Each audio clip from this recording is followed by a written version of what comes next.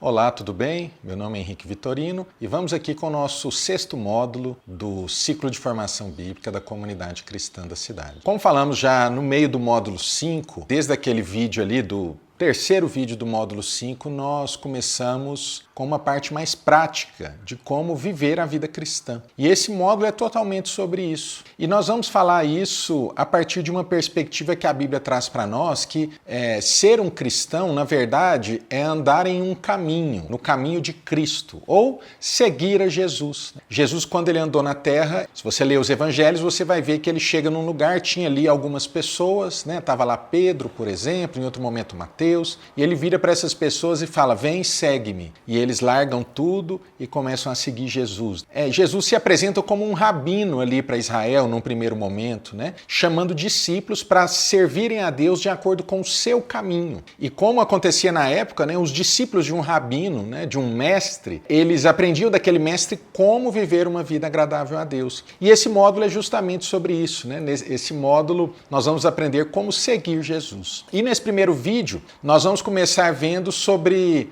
o que está, na verdade, no cerne, no centro da vida de Jesus. Jesus veio ao mundo para nos salvar, nós já aprendemos isso, né? É o Messias prometido, vimos que é o próprio Deus que, por amor a nós, se entrega, né, na cruz do Calvário para nos salvar como um ser humano. Mas além disso, além de Jesus vir ao mundo para nos salvar, toda a sua vida para nós também é um modelo de como viver uma vida agradável a Deus. Então nós cristãos somos chamados a seguir Jesus. Não seguir literalmente como os primeiros discípulos fizeram, mas andar como ele andou. Então nesse módulo nós vamos olhar para Jesus não como Cristo, não como Deus encarnado, mas como o nosso mestre, como aquele que nos ensina o caminho agradável a Deus. E nós vamos ver então agora o que está no cerne, ou que esteve no cerne da caminhada de Jesus na terra. Leia comigo aí na tela o versículo. Eu glorifiquei-te na terra, tendo consumado a obra que me deste a fazer. João 17,4. Nesse capítulo 17 de João, nós temos a maior oração de Jesus registrada na Bíblia. Uma oração longa, praticamente o capítulo todo de João 17. E logo no início dessa oração ali, Jesus, para você entender o contexto, Jesus tinha acabado de fazer a última ceia, Judas tinha saído para traí-lo, ele estava ali dando as últimas instruções para os 11 discípulos que sobraram ali com ele. E depois de dar essas instruções ali, desde João 13, né, João 13, 14, 15, 16, esse momento culmina em João 17, que é uma oração, né, alguns vão chamar de oração sacerdotal de Jesus. E depois disso, Jesus é preso, vai para a cruz, morre, ressuscita e acaba o evangelho de João. Mas em João 17, ele faz essa grande oração final. E nessa oração, essa frase é muito importante para nós, né? Jesus, então, vamos dizer, terminou o seu ministério terreno, faltando apenas, né, e de certo modo o mais importante, a cruz. Então, antes dele ser preso, ele vai dizer isso para Deus nessa oração. Eu glorifiquei-te na terra, tendo consumado, ou tendo feito, tendo realizado, tendo finalizado a obra que me deste a fazer. E aqui nós temos a chave do que é ser um cristão, do que é seguir Jesus. É ter um coração voltado para glorificar o Pai na terra, para glorificar a Deus na terra. Ter uma vida nesta terra que exalte a Deus. Que a nossa postura, a nossa fé, o nosso comportamento, todo ele é voltado para a glória do Pai. É interessante que se você lembrar do Pai Nosso, da oração do Pai Nosso, ela começa justamente assim, Pai Nosso que estás no céu, santificado seja o teu nome, ou seja, glorificado seja o teu nome. Se a gente olhar o próprio Pai Nosso, Jesus coloca antes do pão nosso, antes do perdoa os meus pecados, antes das minhas questões, Jesus coloca em primeiro lugar no Pai Nosso a glória do nome ou a glória do caráter de Deus. Quer dizer, nós vivemos uma vida que exalte, que valorize, que honre Deus na terra. Isso foi o que guiou Jesus. Então, no final do seu ministério, ele vai falar, Pai, eu te glorifiquei na terra, fazendo o que me deste para fazer. Vamos ler outro verso aqui que vai nos ajudar, que vai ampliar isso para nós, né? Esse está em Marcos, no capítulo 1, verso 11, que diz assim, e ouviu-se uma voz dos céus que dizia, Tu és o meu filho amado em quem me comprazo. Nós vimos então um versículo no fim do ministério de Jesus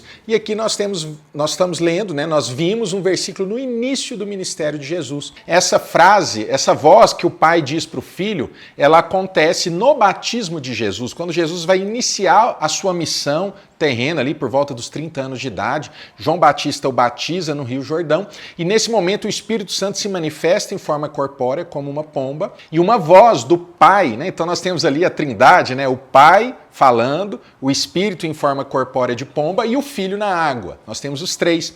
E o Pai diz para Jesus assim: Tu és o meu Filho amado em quem me comprazo, em quem me alegro. E é interessante que a Bíblia ensina para nós que Deus ama todo mundo. Deus ama os seus inimigos. Mas Deus não fala para Jesus aqui só que ele é o Filho amado. Ele fala para Jesus que ele é o Filho amado em quem ele se alegra. Então todos são amados por Deus, mas nem todos alegram a Deus. Há coisas que nós fazemos, há modos de vida que nós podemos assumir em nossas vidas, né, que a Bíblia vai chamar de pecaminosos, que eles não tiram o amor de Deus por nós, mas eles entristecem o coração do Senhor. Paulo vai dizer, por exemplo, em uma de suas cartas, não entristeçam o Espírito Santo, né? Ou seja, não entristeçam a Deus. Então nós vemos aqui que Jesus, como ele focava em fazer a vontade do Pai, em glorificar o Pai se alegrava com ele. Havia uma relação de amor e de alegria mútua, né? De um lado, Jesus se alegrando, tendo prazer em glorificar o Pai, em santificar o seu nome, em honrá-lo na terra,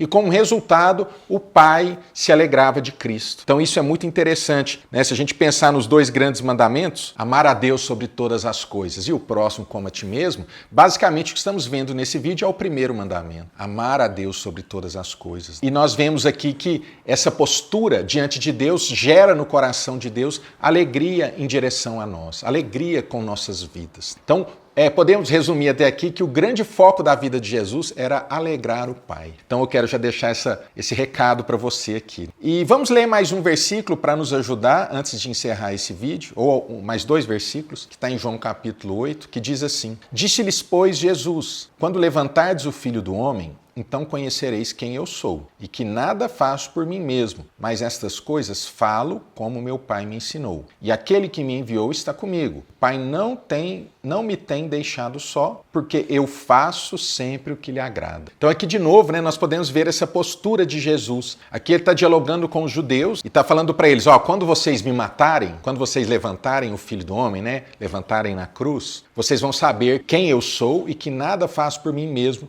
mas essas coisas eu falo como o Pai me ensinou. Né? Então Jesus está dizendo o seguinte para eles: olha, vocês estão querendo me matar, vocês estão me acusando, mas quando eu morrer e ressuscitar, vocês vão ver que eu vim de Deus, que o Pai me enviou. Ele diz aqui, o Pai está sempre comigo porque eu faço sempre o que lhe agrada. Ou seja, eu vivo de acordo com a palavra do meu Pai. Ele vai dizer, nada faço por mim mesmo, mas essas coisas eu falo como o Pai me ensinou. Jesus viveu na terra guiado pelas Escrituras Sagradas, guiado pela voz e pela vontade do Pai. E ele está dizendo que por causa disso, por ele não só ser amado pelo Pai, mas por ele amar o Pai de volta, fazendo o que lhe agrada, o Pai se alegrava com ele e o Pai estava sempre com ele. Fala, não estou só. Então a gente vê aqui que Jesus teve uma vida, eu vou chamar aqui uma vida de fé. Às vezes a gente acha que fé é um pensamento positivo e tudo mais, mas na Bíblia a fé não é isso. A fé bíblica é a confiança nas palavras do Pai. Quando eu vivo uma vida de obediência à vontade do Pai, significa que eu tenho uma vida de fé. A Bíblia vai dizer que a fé sem obras é morta. Então a fé não é só algo mental, intelectual. Eu creio que a Bíblia é inspirada, eu creio que Jesus é o Salvador, eu creio que Deus existe.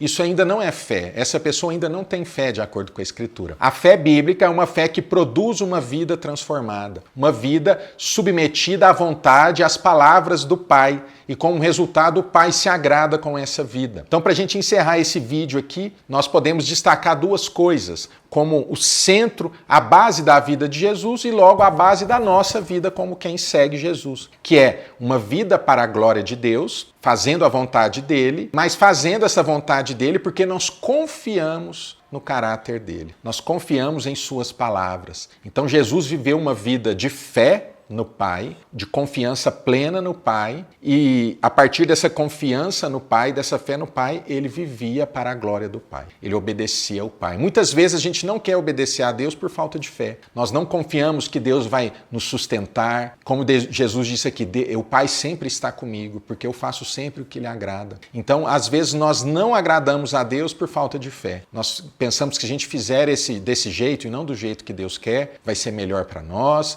nós vamos ser mais felizes, mais realizados, mas Jesus está dizendo que não. Falou, olha, a única maneira de sermos plenamente realizados é vivermos para a glória de Deus, descansando no amor do Pai, tendo essa fé que nós confiamos em quem Deus é, no que Ele diz e no que Ele nos promete. Então vou encerrar esse vídeo aqui deixando esse recado para nós. Viva para a glória de Deus e confie no amor do seu Pai por você. Até a próxima.